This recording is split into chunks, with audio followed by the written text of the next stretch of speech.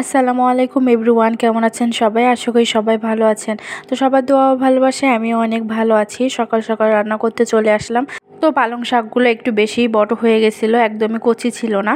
তো ভাবলাম যে এগুলো ভাজি করলে একদমই মজা লাগবে না। তো বাসায় যেহেতু মাসকলাইয়ের ডাল আছে, তো মাসকলাই দিয়ে আজকে হচ্ছে পালং শাকটা রান্না করব। তো এই তো মাসকলাই ডালগুলো আমি ভালোভাবে ধুয়ে নিলাম, আর সে তরকারি কাটতে কাটতে আমি সেই ফাঁকে ডিম সেদ্ধ করে নিয়েছিলাম, ডিম ভুনা করব। তো এই তো এখন পালং শাকগুলো রান্নার জন্য এখন উঠিয়ে দিচ্ছি, পেঁয়াজ কুচি দিয়ে দিলাম।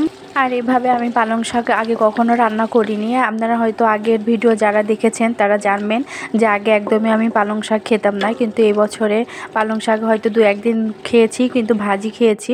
তো আজকে ভাবলাম যে এভাবে রান্না করি, আমার আপু এভাবে রান্না করে, তো ভাবলাম যে আজকে আমিও রান্না করি। তো এখানে সব রকমের মশলা দিয়ে নিলাম, মশলাগুলো দিয়ে ভালোভাবে কষিয়ে নিচ্ছি।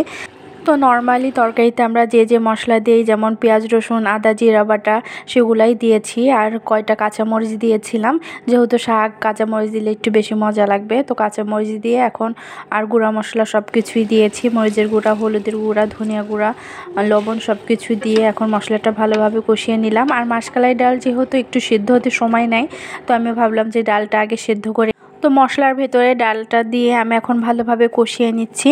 তো অল্প পরিমাণ গরম পানি দেব, গরম পানি দিয়ে ডালটা আগে একটু সেদ্ধ করে নেব, 70% সেদ্ধ করে নেব, তাহলে দেখা যাচ্ছে যে একটু বেশি মজা হবে। আর না হলে শাক তো সেদ্ধ হতে খুব বেশি সময় নেবে না, তো সেই জন্য আগে ডালটা সেদ্ধ করে নিচ্ছি। এই তো আমি আর এই তো ডালটা প্রায় সেদ্ধ হয়েই যাচ্ছে, কষানো শেষ। এখন আমি শাকটা দিয়ে দিব, যেহেতু ডালটা অনেকটা সেদ্ধ হয়ে গেছে। এখন শাকগুলা দিয়ে ভালোভাবে এখন শাকটা আর ডাল একসঙ্গে কষিয়ে নিব।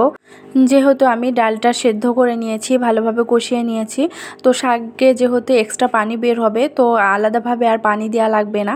তো শাক থেকে যে পানি বের হবে এটাতেই রান্নাটা কমপ্লিট হয়ে যাবে। কষাতে কষাতে অনেকটা পানি বের হয়ে গেছে, একটুও পানি দিইনি, তারপরও এতটা পানি বের হয়েছে। আরও বেশি পানি বের হয়েছিল, সেটা আমি শুকিয়ে নিয়েছি। আর সেজন্য আমি একটুও পরিমাণ পানি দিইনি, যেহেতু শাক থেকে অনেক এক্সট্রা পানি বের হয়। আর এই তো শাকটাও আমার প্রায় হয়ে যাচ্ছে, আর একটু পরিমাণ রান্না করে নিয়ে তারপরে নামিয়ে নেব। আর পরে আর শাকের ভিডিওটা নেওয়া হয়নি। আর এখন আমি ডিম ভাজি করে নেব, মানে ডিমটা সেদ্ধ করে নিয়েছি, এখন ভেজে নিব। তো এই তো এখানে আমি ভেজে নিচ্ছিলাম, এখানে অল্প পরিমাণ হলুদ দিয়েছি। এখন সুন্দরভাবে ডিমটা ভেজে নিব, যেহেতু ভুনা করব, তো একটু ভেজে নিয়ে এখন হচ্ছে ভুনাটা করে নিব। আর সেই প্যানেই আমি তেল দিয়ে দিয়েছি, এখন হচ্ছে পেঁয়াজ আর মরিচ দিয়েছি 2টা, তো দিয়ে এখন ভালোভাবে একটু নেড়ে চেড়ে নিয়ে তারপরে সব মশলাগুলো দিয়ে নেব। বাটা মশলাটা দিয়ে দিলাম, এখন গুঁড়া মশলাগুলোও সব দিয়ে নিব, দিয়ে এখন ভালোভাবে মশলাটা কষিয়ে নিব। আর আজকে রান্নাঘরে প্রচুর পরিমাণ বাতাস আসছিল, আমার ভিডিও করার তেমন কিছু এখনও কেনা হয়নি। আর আমার হচ্ছে রান্নার রুমে তেমন কোনো লাইটিংও করা নেই, শুধু একটা মাত্র লাইট, যেটা হচ্ছে চুলার কাছে একদমই আলো পড়ে না। তো আমি জানালা খুলে দিয়ে বেশিরভাগ সময় ভিডিও করি, আর জানালা দিয়ে এত পরিমাণ বাতাস আসছিল যে ভিডিও একদমই ভালো আসছিল না। তো এই তো আমার ডিমটা কষিয়ে নেওয়া শেষ, এখন হচ্ছে পানি দিয়ে দিলাম, অল্প পরিমাণ পানি দিয়ে দিলাম। এখন রান্নাটা করে নিলাম।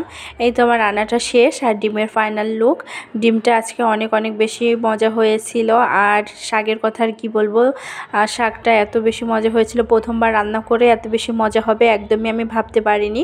আর আমার হাজব্যান্ডও অনেক মজা করে খেয়েছে। তো আমি নিজে রান্না করে নিজে অবাক হয়ে গেছি যে এইভাবে আসলে রান্না করলে এত বেশি মজা লাগে শাকটা। আর এইভাবে যারা পালং শাক রান্না করে খাননি, একবার হলেও খেয়ে দেখবেন। সবাই লাইক কমেন্ট শেয়ার করবেন, পাশে থাকবেন। আল্লাহ হাফেজ।